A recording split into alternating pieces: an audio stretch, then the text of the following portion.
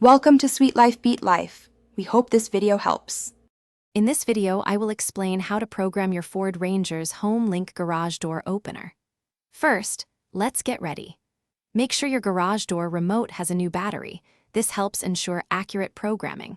For safety, park your Ranger outside the garage, ensuring no people or objects are in the way. You'll find the 3 Home Link buttons typically located on your overhead console or sun visor. The first step is to clear any existing programming from your Home Link system.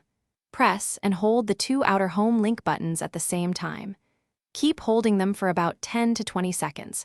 You'll see the indicator light change from a solid light to a rapid flash.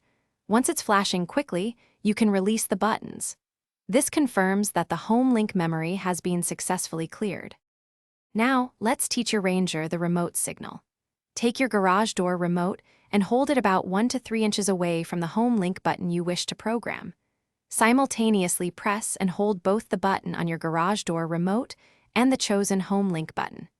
Continue holding until the Home Link indicator light changes from a slow blink to a fast, consistent flash. This means the signal has been learned. If your garage door doesn't respond, you likely have a rolling code system. You'll need to find the Learn or Smart button on your garage door opener motor, usually on the back. Press and release this button, then immediately return to your Ranger. You have about 30 seconds to press and release the programmed Home Link button 2 to 3 times. This should finalize the connection.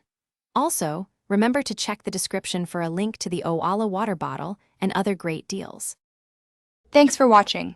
Consider subscribing if we helped you.